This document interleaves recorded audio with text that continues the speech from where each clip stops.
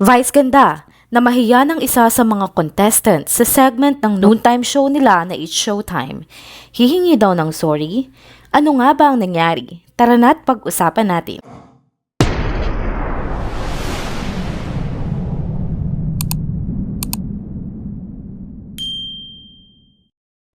Hello mga ka-trenders! Welcome back muli sa ating channel.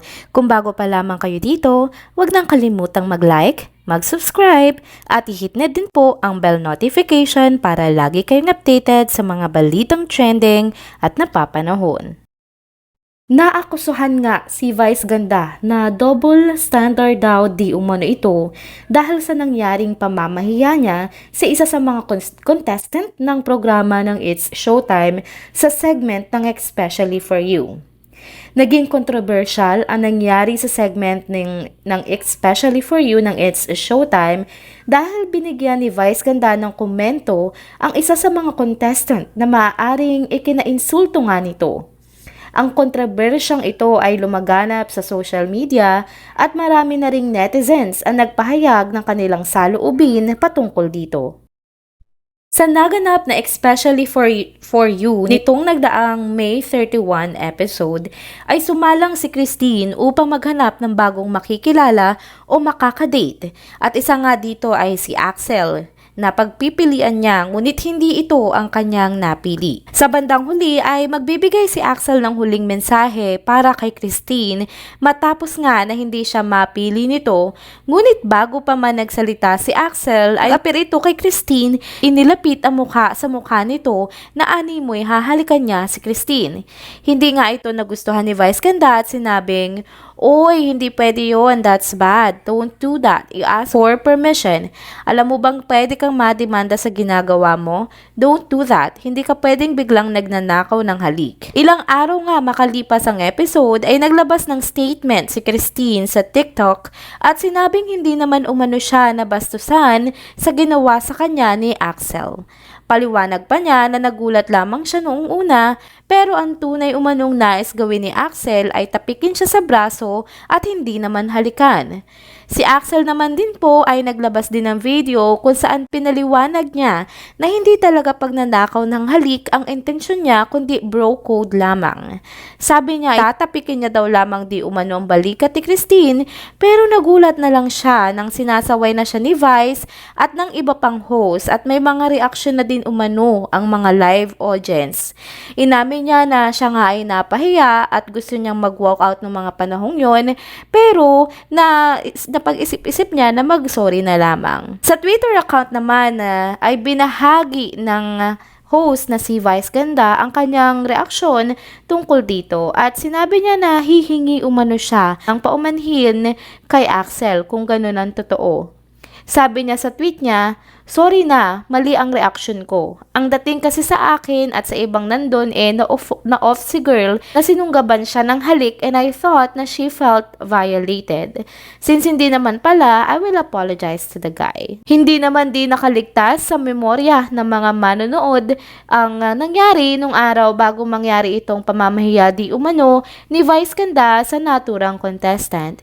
Inakusahan siya na double standard dahil nga yung contestant nung araw bago sumalang sila Axel ay nagnakaw din daw umano ng halik sa searchy pero hindi ito nakarinig ng pamamahiya mula kay Vice Ganda dahil ito nga ay may magandang looks or panlabas na anyo. Kaya ang mga showtimers, mga madlang people at mga manonood at nagre-react ay talagang desididong tawagin siya na may double standard siya. Ito naman ang mga reaksyon ng mga netizens patungkol dito. Comment ni at Jessica-OT2QS, this young man ay napakaganda ang kalooban kasi nagsorry pa siya. I salute you for that. Good job. Hindi naman malaking bagay ang ginawa mo. They should have rules in that segment for the participants to follow. Let us spread love. Komento naman ni at user-VD8QP2MT4U. Si Vice kasi being careful sa MTRCB. Parang she knows more na about MTRCB rulings for the protection of Showtime. I hope the netizens will understand that. She was direct to the point Alam niyo naman ang MTRCB. Sabi naman ni at Lisa 1593, kitang-kita naman kanina na parang gusto mong halikan ang babae. Masyak talaga ang mga tao sa style mo na beso-beso.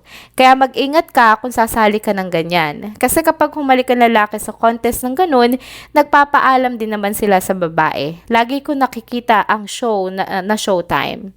Ang dagdag na komento naman ni @earn488, mas marami pong pumuri at humanga sa pagpalag o pag-react nila Meme Vice at mga kasama niya. Mali naman talaga ang ginawa ni Young Guy. Alam niyo namang laging mainit sa kanila ang MTRCB. Talong mapapahamak sila sa MTRCB kung sakaling walang ginawa sila Meme Vice. For sure, pubutasan na naman sila ng MTRCB para isuspende ulit. Sabi naman ni Marlene Flores 4839, kahit kailan, Vice needs to learn kung ano ang mali at ano ang tama, at kung kailan siya dapat magsalita. By his attitudes, alam mo ang intellect level ni Vice. He needs to learn how to be a better person. Komento naman ni @mashi_02, mali din naman kasi yung ginawa nung guy. Dahil bigla niyang hinalikan yung babae without her permission, without her consent. Hindi normal iyon, kaya wag nating gawing normal yung mga ganong bagay at sa walang bahala. Halatang hindi komportable yung babae at tama na rin na kinall out yung guy para maging aware siya.